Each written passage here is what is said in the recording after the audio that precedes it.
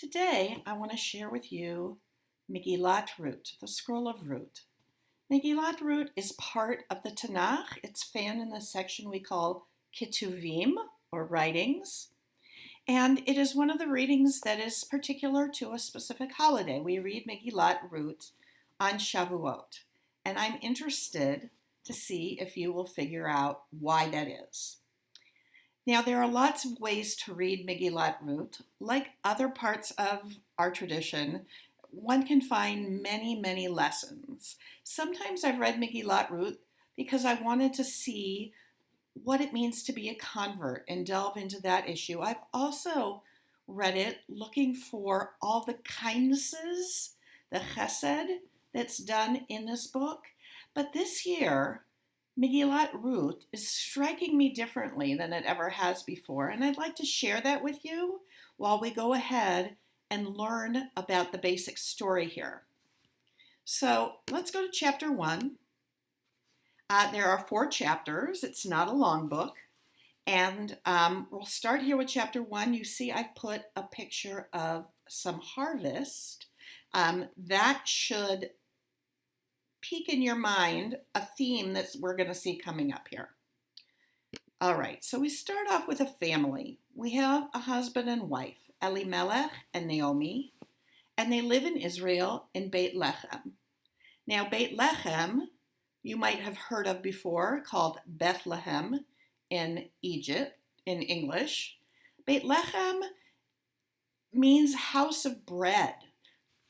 It is a name that one would give to a place that's rich in produce, a place where there's plenty to eat. But the irony is, in this story, at the very beginning, we're told there's a famine in Beit Lechem. In this place that you would think has plenty of food, there is a famine going on. And so, at this point, Naomi and Elimelech, who have 2 sons, who are not little boys anymore, they're quite grown up, have to make a decision what they're going to do. There's not enough food. Now, there are indications in the text to make us think that they are people who have more money than most and more options than most when there is a famine. So what they choose to do is they choose to move to the nearby country of Moab, where there is food. Now, in order to truly understand some of what comes next, you have to understand, what did it mean to move to Moab? Moab isn't just moving to any old place. Moab is a place that has had a history of being pretty rotten to Bnei Israel. So moving to Moab is moving to the enemy territories. So they're going to leave. They're going to find a place with food. They're going to be all right. They're leaving their community, and they're going to a place that maybe not everybody thinks it's appropriate for them to go to. So they go and they bring their 2 sons with them.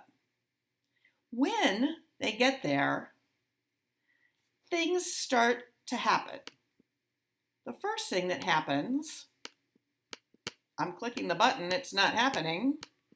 Maybe it's going to happen on the next screen. The first thing that happens is that Elimelech has died.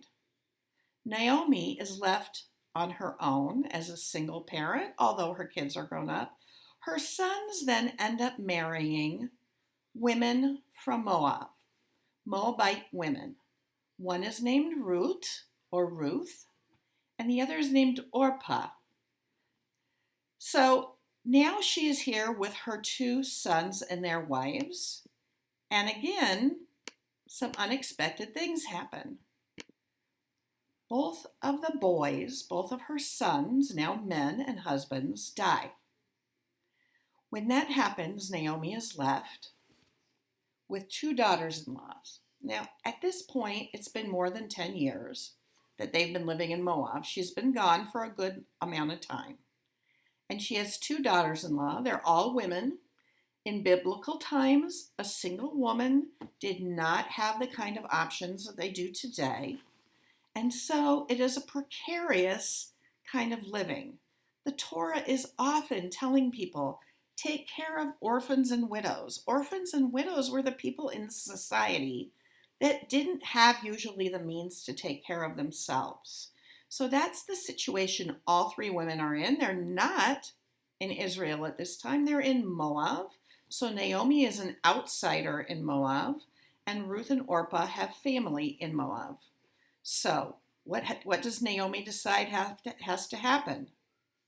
She decides to go back to Israel, back to Bethlehem. She's heard that the famine has ended. And she says to the two young women, go back. I can't do anything to help you anymore. I don't have sons for you to marry. I'm not going to be in a great position to support you.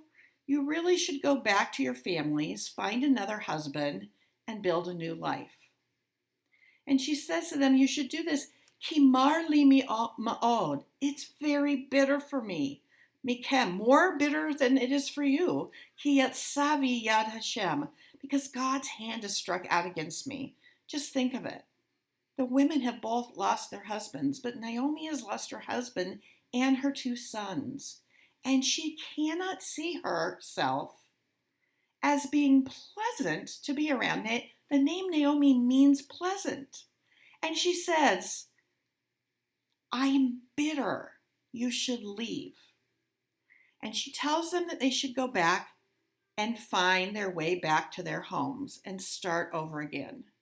And Orpah does. She first says, no, let me stay. But Orpah agrees eventually. And she leaves and she goes back to her family. But Ruth, who's been living with Naomi for 10 years, says to her, I'm not going back. And this is a famous, famous quote she says, Ki el asher telchi elech. Because wherever you go, I will go. Uva asher talini alin. Wherever you sleep, I will sleep. Amech ami. Your your people, will be my people. Ve'elokaich Elokai. And your God will be my God. Now, the general translation and understanding of what happens in this verse is that Ruth, has made a bigger decision than just to go back with Naomi. Ruth has said, your people are my people, your God is my God. Ruth at this point is converting to Judaism. This isn't how we convert today. But she is taking on the Jewish people as her people and just taking on Hashem to be her God. So, Ruth and Naomi go together to return. Well, for Naomi, it's a return. For Ruth, she's really going to a very new place where she will be a foreigner. So they go and they travel back. And when they get there, we're told that the whole city is abuzz when they see Naomi. They haven't seen her in more than 10 years. And she seems to be different. Why would she be different? Well, she left a wealthy woman. She's coming back with nothing. She left with a husband and two sons. They are not with her. And who she feels like has changed. It says, Vatehom kol ha'ir alehen. The whole city was abuzz about them. V'tomarna, the women said, Hazot Naomi? Is this Naomi? They're talking about her. They're noticing. Well, she left wealthy. She doesn't look wealthy anymore. She left with a family. She doesn't have a family anymore. Look, she's gotten older, they're probably even thinking. And she hears them and she says to them, Al tikrana li Naomi. Don't call me Naomi. Remember, the word Naomi means pleasant. She says, Kranali Mara. Call me Mara, bitter. Ki hemar shadaili ma'od, because God has made me very bitter. So she's coming back, not only difference in her circumstances of family and money, but emotionally. She's a different person than when she left. And the women, many commentators see that the women that are talking about her had felt a little bit of pleasure in their gossip, maybe, because she left them alone to suffer and went to have a good life. And now look what, she's coming back. So here we're told that at the time that she and Ruth come to Bethlehem, it is time for the barley harvest. And now we move on to chapter 2. So here we have two women who've just come back, and they're going to need to take care of themselves. They don't have someplace to farm anymore. They don't have farmlands. They are really, again, in a situation where they need to take care of themselves. But luckily, they are in Israel now. And Naomi tells Ruth that she should go to one of the fields because there will be grain there she can glean. Now, you guys know, we've seen it in many parshiot. People left the corners for poor people. People left anything that fell for poor people. People left things that they had forgotten from poor people. So she goes to a field and she starts to glean. And the owner of the field, whose name is Boaz, notices there's somebody new there, asks the farmhand that's over watching things, who is that? And he said, that is Ruth, who's come back with her mother-in-law, Naomi. So Boaz goes over to her and he says to her, please feel free to glean here. And he offers her water. He says, when you get thirsty, go take water from where my workers are.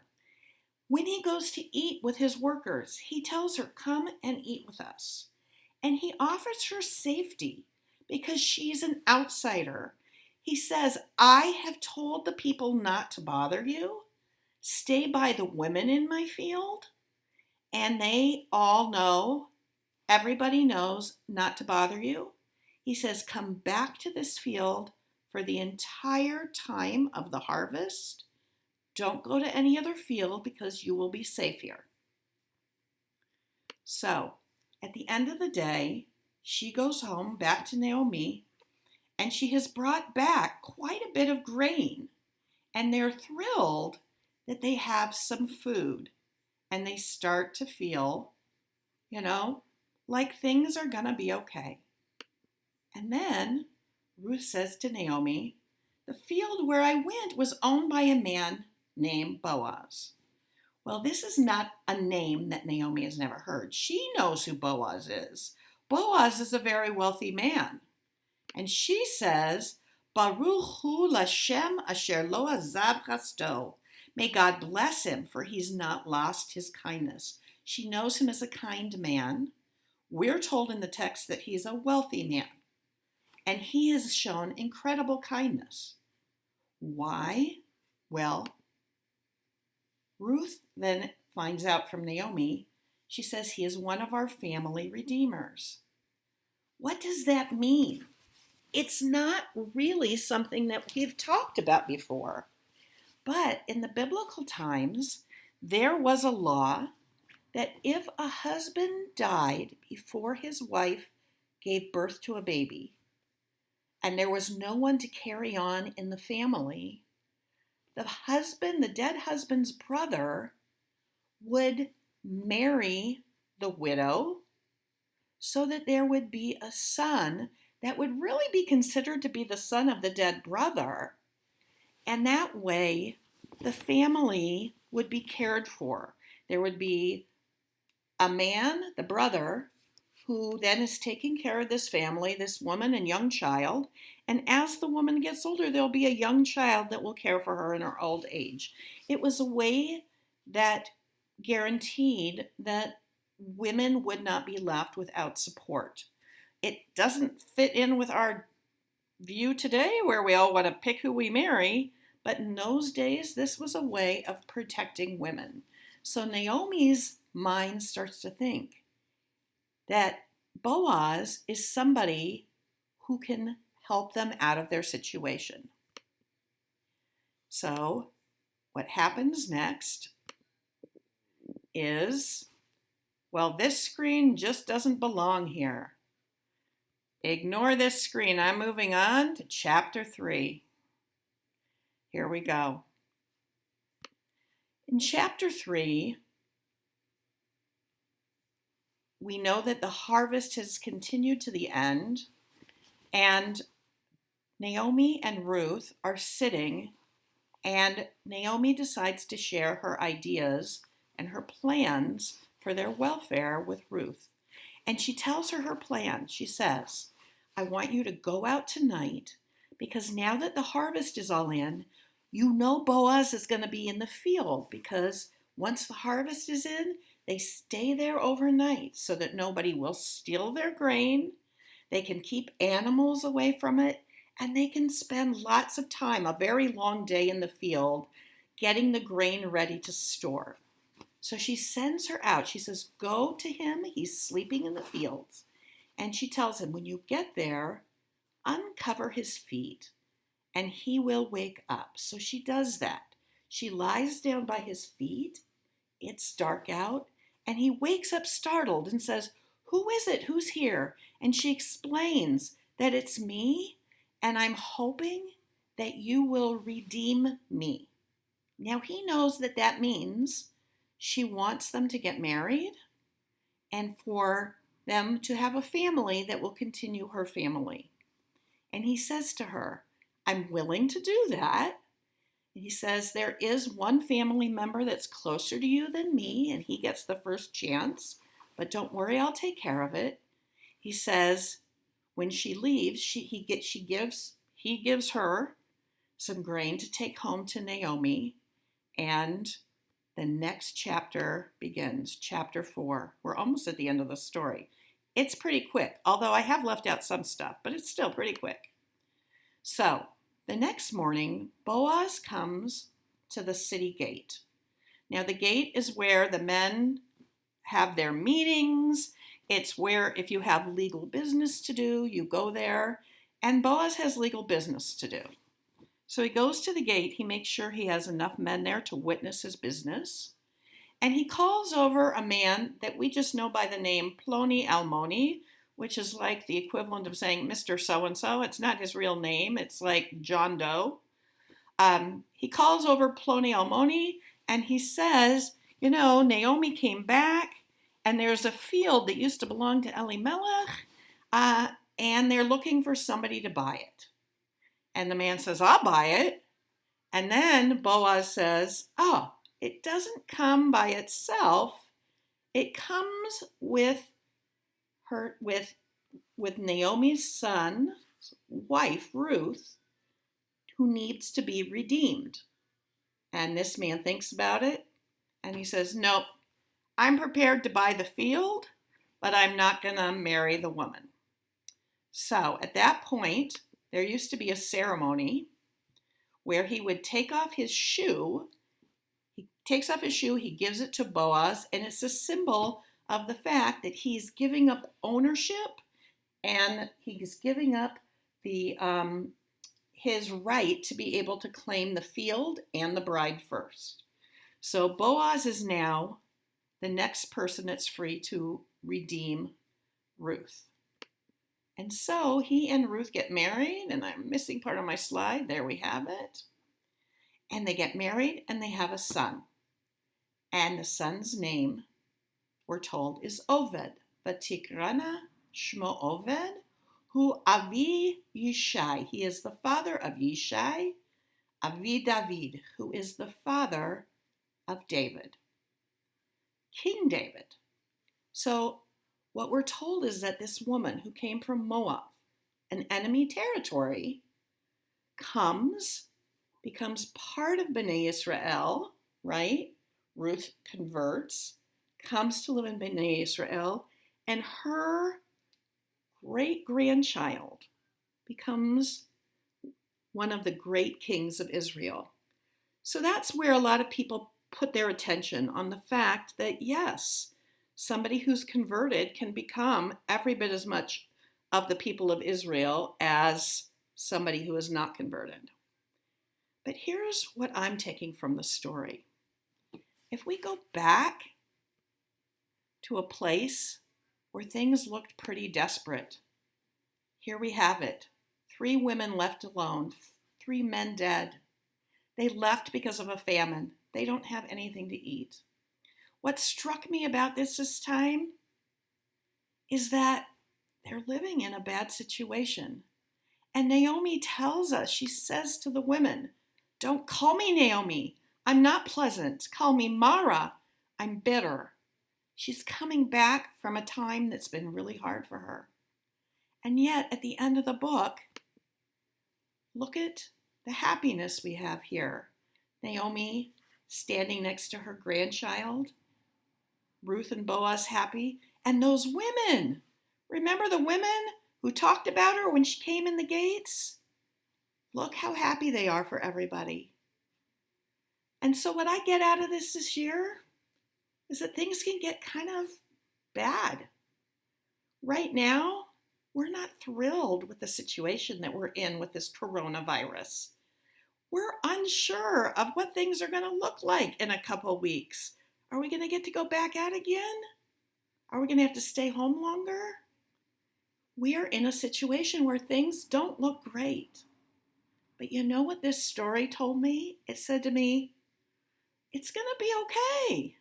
Things get bad sometimes in everybody's life. And you know what? They turn around. They get better. We get joy, we get blessings, and things go on and great things happen.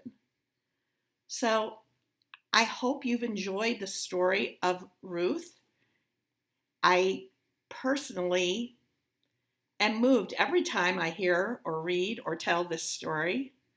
And I hope that it will help you find a little meaning this year also and a little hope for the future if you have dark moments where you're unsure about that hope.